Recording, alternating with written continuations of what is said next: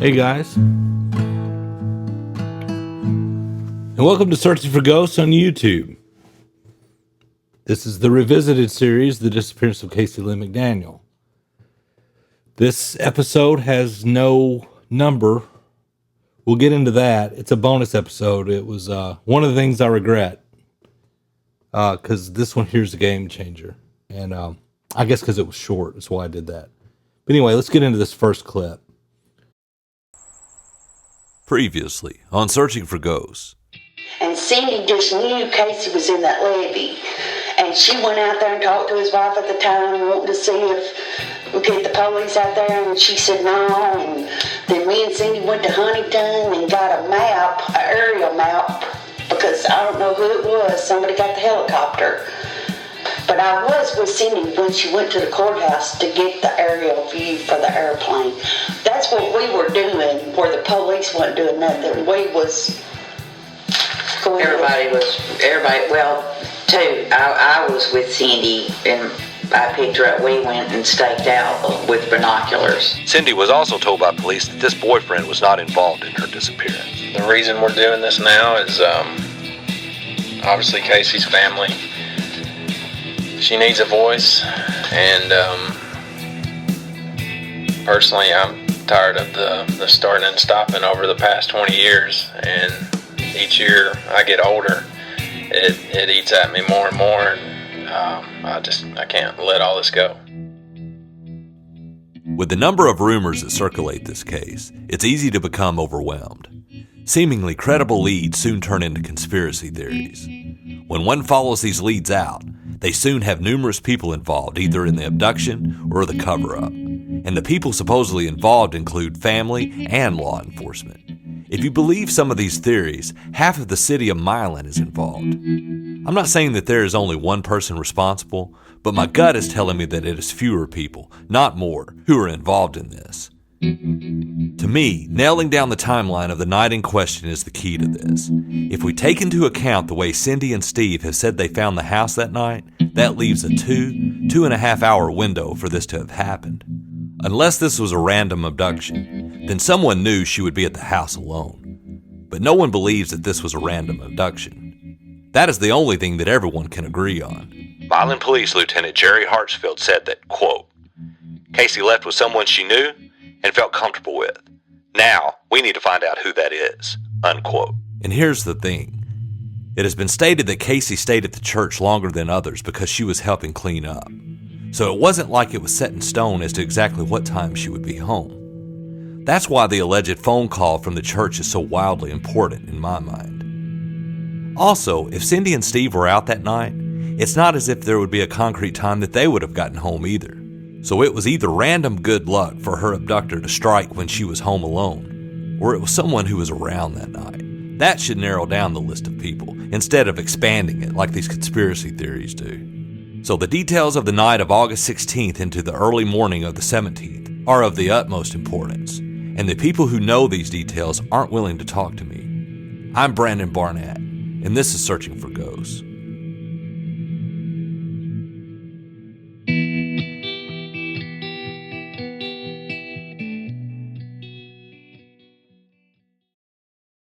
Okay, guys, that normally the previously on Searching for Ghosts, normally that's just a way, to get people to go back and listen to previous episodes because they're supposed to build on each other. It's a serial, right?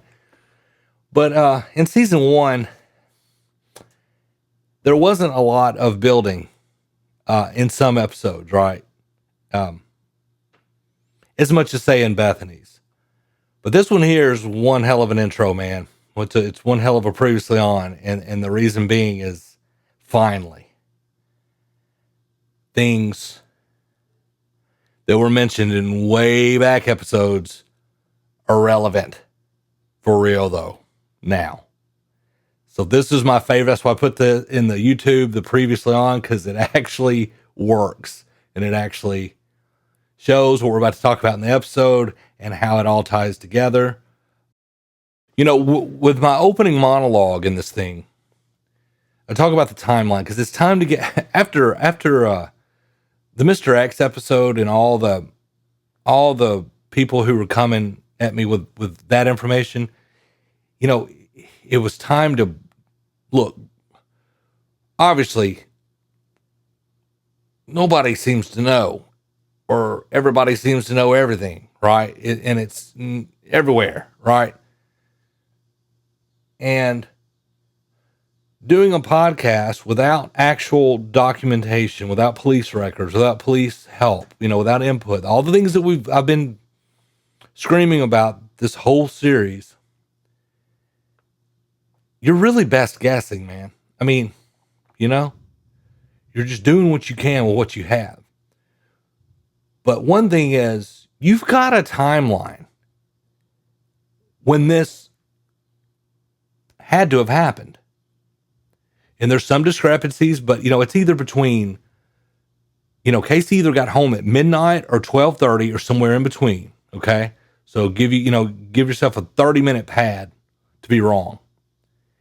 And then depending on what reports you read, Cindy and Steve got home between 2 and 2:30. Okay. So you've at least got a 2-hour window, at most a 2.5-hour window. Okay. Because if she wasn't there when they got home at 2:30, and she didn't get home till midnight or 12:30, there's your window. That we do know, And then you can start using logic, at least. I mean, you don't have the answers, but at least you can whittle down. You're only looking at a 2.5 hour window here. Come on, man. Somebody's got to know something, right? You're only talking 2.5 hours. It's not one of these deals where you think, it could have been anywhere between this 8 to 10 hour period that she went missing. No, it's 2.5 hours. Okay, we can work with that, right? Last episode, Cayce's Aunt Pam mentioned this. Somebody drove by there, and they noticed a truck in the driveway, and in the carport, somebody was standing under the carport, like up against the wall, and it just got their attention. I don't remember all the facts and details, but supposedly this person either turned back around and went back by and drove really slow, and they saw the person in the carport standing up against the wall, and then this guy in this truck, or outside of his truck, had one elbow propped up on top of the cab of the truck and the door open on the driver's side, the other elbow on the top of the door, and was talking to whoever it was in the carport. And he said that this, as he drove by slowly, this guy just turned around and just stared at him. And he said, he thought it was weird. That's as far as that went. But didn't recognize him. This isn't the first time I've heard of this alleged truck in the driveway. And you'll see maybe a little bit of that in one of the videos, because like Cayce, he was a little older. They were all friends with Cindy and Steve. Cindy felt real strongly because she knew they knew where she was at in her routine. The yellow truck.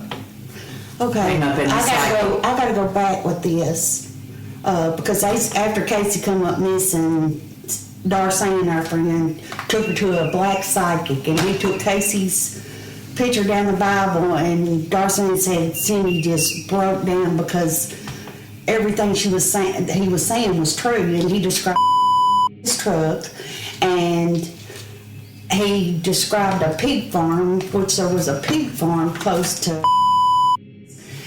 I was with Cindy, and I picked her up. We went and staked out the house with binoculars and everything because of the yellow truck. What do you think about yellow truck? We'll just have to watch the Well, the video. only reason why we know about the yellow truck is because Darcy carried Cindy to that black man psychic, and he took. But I mean, we know the boy had a yellow truck. Yeah, but we're going on what a psychic says. Yeah. I don't have. But there was I a don't know. reason that Cindy wanted me to take her house. That's because And she had been binoculars That's because she had been to the black psychic with Darcy and and she described a house with a pig farm and a yellow truck.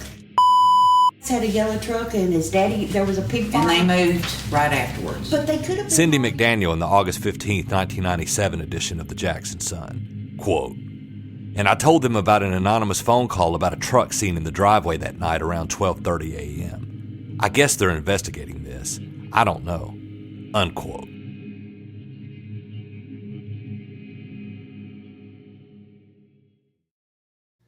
Going back to the previously on. When Pam brought up the truck, and then I start going back and listening to KJO and Dawn stuff, because I remembered a truck being in there, but I, didn't know any details. You start digging back and you realize, okay, here we go. Unlike the Mark Burns stuff, where one story, he went and grabbed 10, 15 people to come help him in this location, done this way. Another time, it's a handful of people in this location, this way.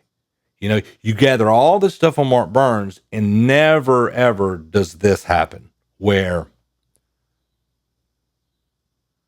even if the 3-4 things that I said in this podcast gave me hope, even if some of them are not true, because again, I have no way to verify it, right? At least these pieces connect to other pieces, and it's at least plausible. If there was a pickup call from the church, come get me when I get home, if that was real, and then you got a truck in the driveway, standing there talking to someone in the driveway, okay, that's something. That's more than we ever got from any two Mark Burns theories, right? That alone, like I said, even if they're both untrue, at least it fits the puzzle. You know what I mean? At least they fit together to where it's not just this random theory or this random rumor, and they don't make. At least the rumors are starting to make sense when put together, right? And then Cindy had Dawn take her out, and I'm going to use their names here. They're bleeped out in the podcast. But Rusty Cayce and his son, Sam Cayce. Now, Sam was seeing Cayce at one time. He was actually mentioned in one of the reports where the law enforcement told Cindy, hey, did you know that they, were in a relationship, whatever, but they cleared him, right? That was Sam, I believe. I'm pretty sure. A lot of this I'm going on memory, but I'm pretty sure that's right. And then Rusty is his father. Okay. Well, there's some rumors floating around that one of them had a yellow truck. Okay.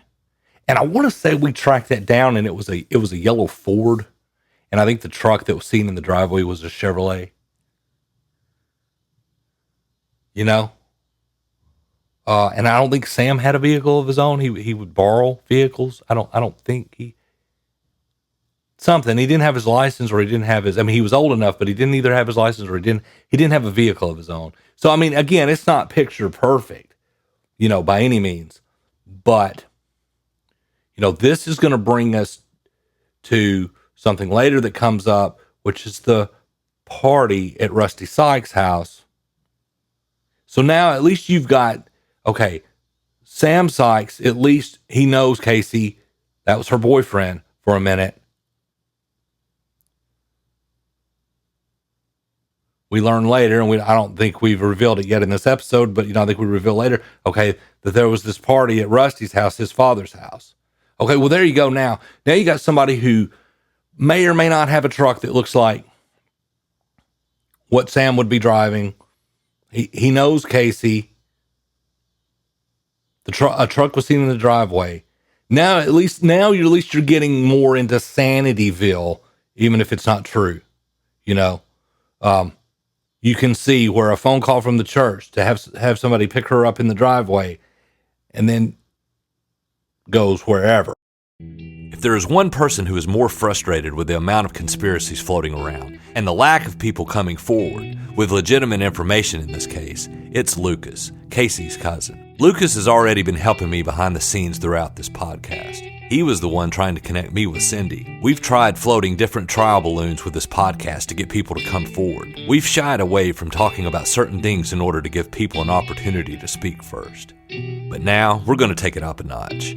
When Pam mentioned the eyewitness account of the truck in Cayce's driveway that night, that, in my mind, set us on the path of another possible scenario with someone other than Mr. X. This is a path that Lucas and I have hesitated to go down, until now. According to my sources, this is the path that Cindy was trying to get law enforcement to look into from day one. The alleged truck in the driveway possibly leads to another house, which leads to a couple of different people, neither of whom is Mr. X. It leads to a lesser mentioned name.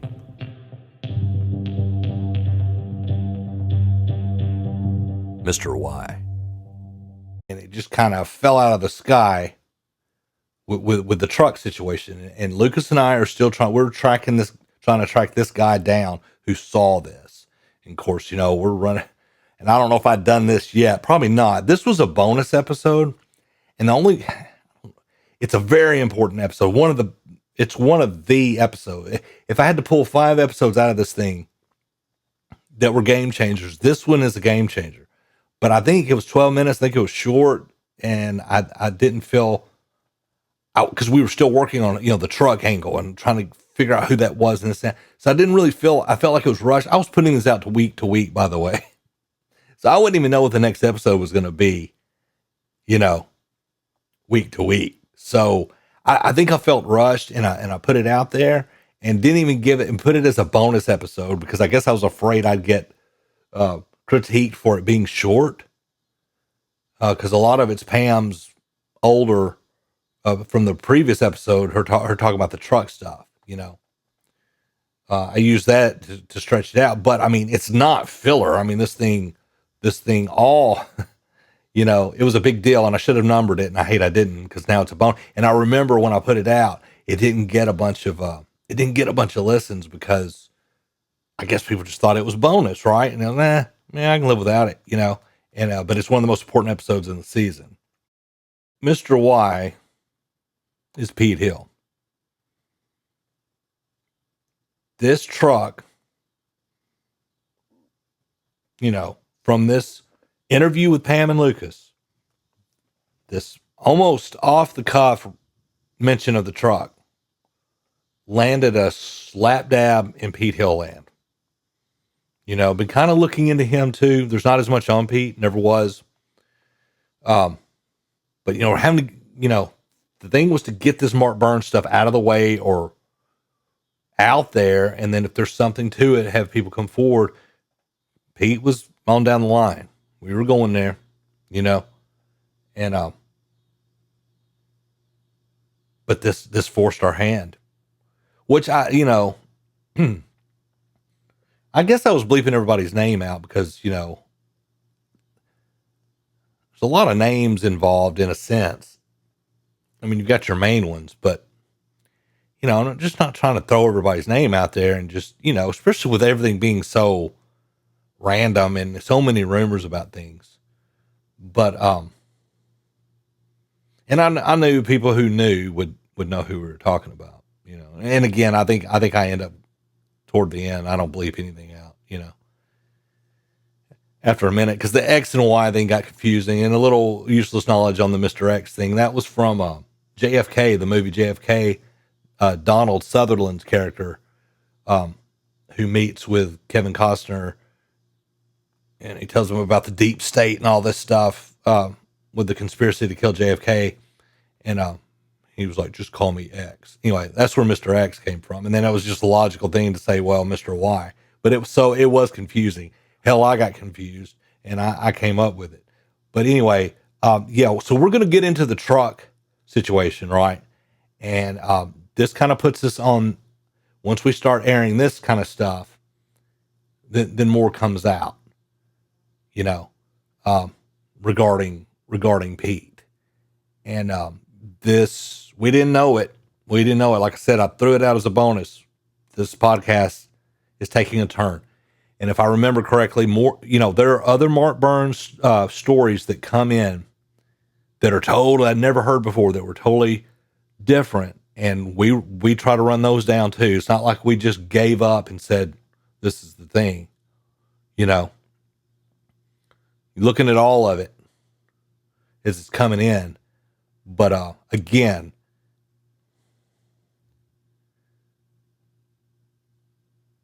the stuff that people said that pointed towards Pete was made way more sense than anything, I think that's why so many people said they know with Mark Burns, because the facts didn't, the rumors were so outlandish, the facts, so they had to say, I know, to make what they just said stronger with that truck stuff and all that. With the Pete thing, you didn't. And again, it wasn't a slam dunk. I wasn't for sure of anything, but you didn't have to say, I know Pete Hill did it, because you're sitting there going, whoa, wait a minute. Cindy had Dawn go out there in Cayce Rusty's house looking for, right? Anyway, guys, I hope you enjoyed this. Please subscribe and share it. Get people to do the same. This is, I didn't say this in the beginning, but this podcast is 5 years old. This is just the Revisited series. It's anywhere you listen to podcasts, you can find it. Guys, I'm so confused on what number we're on now. I think it's episode 10. Anyway, I'll see you on the flip side for the next one.